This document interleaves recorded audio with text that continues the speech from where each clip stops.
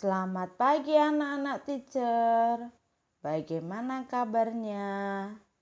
Masih semangat ya belajar dari rumah? Kita hari ini belajar bahasa Indonesia tentang gagasan pokok dan gagasan pendukung teks visual. Apa itu teks visual? Teks visual adalah teks yang cara penyampaiannya kepada orang lain menggunakan media yang dapat dilihat oleh indera penglihatan, misalnya dalam bentuk gambar. Nah, yang A, menemukan gagasan pokok dan gagasan pendukung dari teks visual. Nah, anak-anak teacher, kalian bisa dibuka buku tematik 4B-nya halaman 3. Nah, ini adalah salah satu contoh bacaan teks visual. Ada gambarnya ya, di bacaan ini ada 2 paragraf. Paragraf pertama, paragraf kedua. Nah, kita akan mencari gagasan pokok dan gagasan pendukungnya. Nah, mari kita baca bersama-sama di paragraf pertama. Matahari sebagai sumber energi terbesar di bumi. Matahari sangat berperan penting dalam kehidupan makhluk hidup. Panas matahari mempengaruhi aktivitas manusia dan makhluk hidup lain di bumi. Panas matahari membantu aktivitas manusia seperti mengeringkan pakaian, menguapkan air laut untuk membuat garam, serta mengeringkan padi. Cahaya matahari membantu proses fotosintesis tumbuhan untuk tumbuh. Fotosintesis juga menghasilkan oksigen dan bahan makanan untuk makhluk hidup lain. Oleh karena itu, matahari merupakan sumber energi terbesar di bumi. Nah, selanjutnya mari kita baca bersama-sama di paragraf kedua. Matahari merupakan sumber energi cahaya dan energi panas. Matahari sebagai sumber energi cahaya dimanfaatkan untuk membangkitkan listrik. Penggunaan panel surya memanfaatkan cahaya matahari untuk menghasilkan listrik sehingga manusia dapat menggunakan peralatan elektronik untuk menjalankan aktivitas. Matahari sebagai sumber panas membuat bumi menjadi hangat sehingga dapat menjadi tempat tinggal makhluk hidup. Nah, setelah kita baca, kita akan mencari gagasan pokok dan gagasan pendukungnya. Nah, ini adalah gagasan pokok dan gagasan pendukung di paragraf pertama.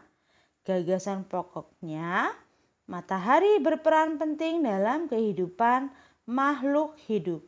Gagasan pendukungnya yang pertama, panas matahari mempengaruhi aktivitas manusia dan makhluk hidup di bumi. 2.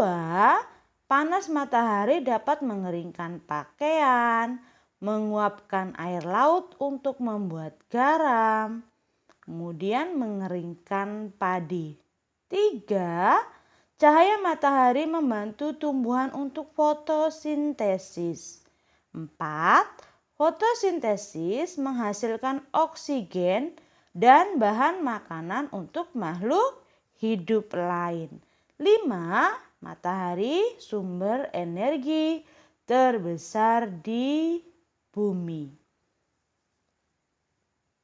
Nah, kemudian gagasan pokok dan gagasan pendukung di paragraf 2. Gagasan pokoknya, matahari merupakan sumber energi cahaya dan energi panas.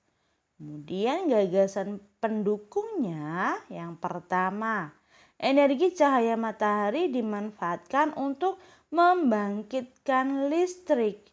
2. Penggunaan panel surya memanfaatkan cahaya matahari untuk menghasilkan listrik agar manusia dapat menggunakan peralatan elektronik untuk menjalankan aktivitas. 3. Energi panas matahari membuat bumi menjadi hangat sehingga dapat menjadi tempat tinggal makhluk hidup. Nah, kita selanjutnya yang B, menuliskan gagasan pokok dan gagasan pendukung teks visual.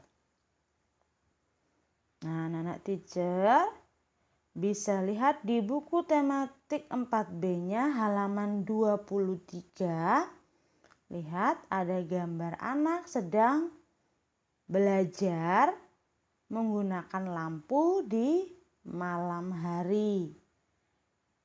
Nah, dari gambar tersebut kita akan membuat atau menuliskan gagasan pokok dan gagasan pendukungnya berdasarkan gambar. Nah, langkah pertama kamu lihat dulu gambarnya. Setelah dilihat gambarnya, kemudian kamu cari dulu gagasan pokoknya. Nah, di sini contoh ini ya. Gagasan pokoknya, energi cahaya sangat bermanfaat bagi kehidupan manusia. Nah, jadi kamu cari dulu gagasan pokoknya, kemudian dari gagasan pokok kamu kembangkan menjadi gagasan pendukung. Nah, contoh ini ya, gagasan pendukungnya.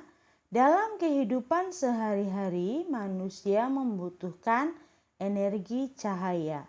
Misalnya pada malam hari, cahaya sangat dibutuhkan untuk penerangan jalan, penerangan di dalam rumah, dan salah satunya membantu kita memudahkan proses belajar di malam hari. Nah, ini contoh ya. Nah, kemudian teacher kasih contoh lagi. Masih di buku tematik 4B halaman 23. Itu lihat ada ibu yang sedang menyetrika. Jadi kita lihat dulu gambarnya. Setelah itu kamu membuat gagasan pokoknya terlebih dahulu. Nah, contoh nih gagasan pokoknya.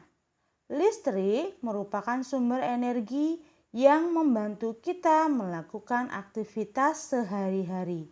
Kemudian dari gagasan pokok itu kamu kembangkan menjadi gagasan pendukung.